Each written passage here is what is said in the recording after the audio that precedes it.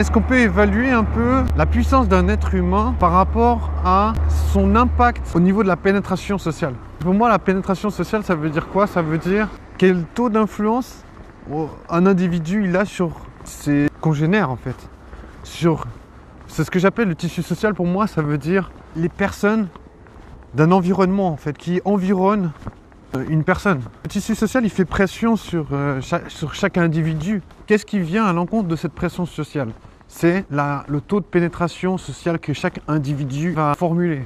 Si par exemple une personne est vraiment très dominante, il aura un taux de pénétration très élevé. Après, c'est ma théorie. Un taux de pénétration très élevé dans le tissu social, ça veut dire qu'il sera moins sensible à la pression sociale. Ça veut dire moins sensible par exemple au jugement, à la critique, genre plus à même d'être sûr de lui. La pénétration sociale, c'est important pour influencer les gens finalement. Si les gens ils voient que tu as une puissance, ils vont de toute façon, ils vont se dire mais attends, pourquoi? Il y a quelque chose qui me titille. Et souvent les gens ils disent j'ai la sensation de ne pas avancer beaucoup, j'ai la sensation que ma vie fait du surplace.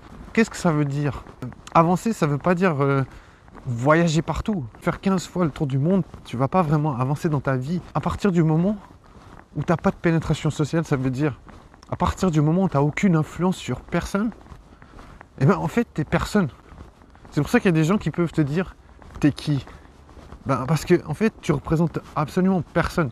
Mais je pense que pour moi, la sensation d'avancer, justement, elle vient du fait que tu ne vas pas plier. Tu vas vraiment partir dans ton délire à toi et que des gens vont être contaminés par ton délire quelque part. Donc c'est ça qui va créer une pénétration sociale. Ça veut dire que la société va être impactée par tes idées, en fait, comme un impact de balle dans le tissu de la société. Tu vas imprégner la société par tes idées ou bien par plein d'autres choses. Qu'est-ce que ça va faire, cet impact? C'est que dans la tête des gens, ton idée, ce que tu représentes devient beaucoup plus concret en fait. Tu n'es plus juste une image, mais tu es aussi une façon de penser bien plus que ça. Enfin, tu es représenté dans l'imagerie collective. Et à partir de ce moment, il y a des gens qui seront attirés par toi en fait. Enfin, c'est là où tu développes une sorte de magnétisme. Tu peux connecter avec des personnes qui sont aussi influentes dans la société, qui ont aussi pénétré quelque part la société. Donc finalement, là, tu te rallies à des puissances et là, tu deviens encore plus puissant. Il y a une personne que j'aime bien et il dit que le territoire de l'homme, il n'est pas dans les champs ou quoi que ce soit, mais il est bien dans l'esprit des gens en fait. Et ça, je trouve que c'est intéressant pour la compréhension de l'homme. Ça veut dire, pour comprendre vraiment pourquoi il y a des gens qui sont dominants en fait. Et justement, ça explique un peu justement cette idée que j'ai de parler de pénétration sociale, de tissu social, et de dire que voilà, finalement, la pénétration sociale, ça veut dire que tu vas conquérir du terrain dans l'esprit des gens en fait. Si on dit qu'on vit dans une méritocratie, si on est une femme, quelle femme mérite le maximum dans la méritocratie? On va dire c'est une meuf qui est super bonne, ça va rien changer. C'est une meuf qui a des attributs que beaucoup d'êtres humains recherchent, en tout cas dans l'environnement.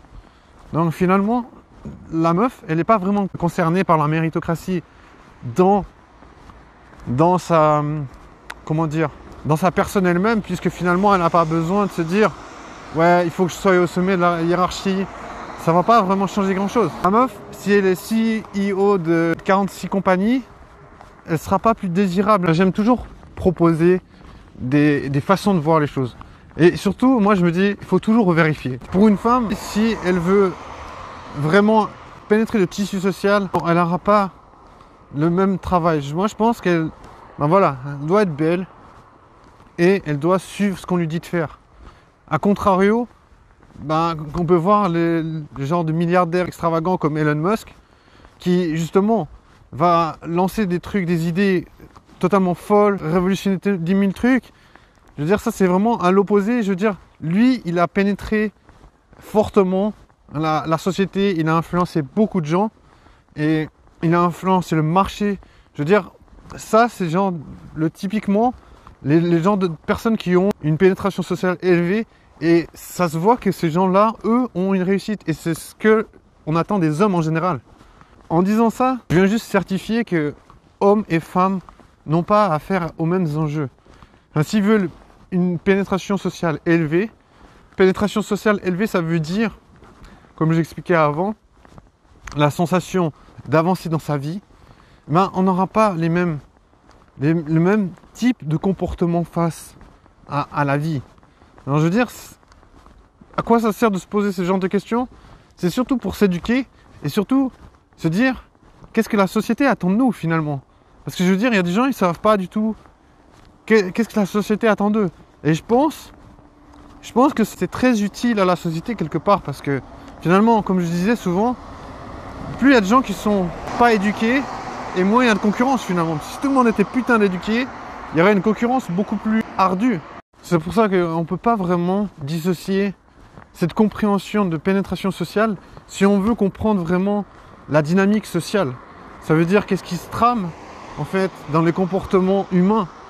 Je veux dire, les comportements humains, ils sont quand même teintés par le désir de quelque part être le plus influent possible. Je veux dire, c'est là qu'on peut vraiment vite résumer. Une personne qui est influente chez les femmes, ça va souvent tourner autour de son physique. Enfin, je veux dire, après, je ne vais pas dire qu'il n'y a pas de contre-exemple, mais je veux dire, si tu veux vraiment voir la véritable puissance féminine, elle est souvent axée autour de son physique, et si tu veux voir la véritable puissance masculine, elle est souvent axée autour de ses idées qui sont innovatives et vraiment pénétrantes socialement. Ça veut dire qui crée une véritable influence et qui contamine les esprits. Alors, par exemple, moi j'aime bien aussi imaginer que on peut comparer le tissu social à une personne. Alors, si cette personne, elle est ton pote, elle va plus facilement te faire des cadeaux. Elle va plus facilement se dire, ah voilà, lui il mérite des récompenses. Voilà, c'est là où je voulais en venir. Je voulais en venir au terme de récompense. Voilà, méritocratie, ça veut dire que c'est un système de récompense à quelque chose qu'on apprécie. Genre, ça veut dire, par exemple, si toi tu accueilles des gens chez toi et tu leur dis, voilà, si vous correspondez à tel comportement, je vous donne une récompense. Vous devez correspondre à ce que je vous demande. Et bien la société, elle te demande ça. La société, elle t'héberge et elle te pose des conditions. Et ces conditions, elles sont transmises par le tissu social en fait, qui reçoit les instructions.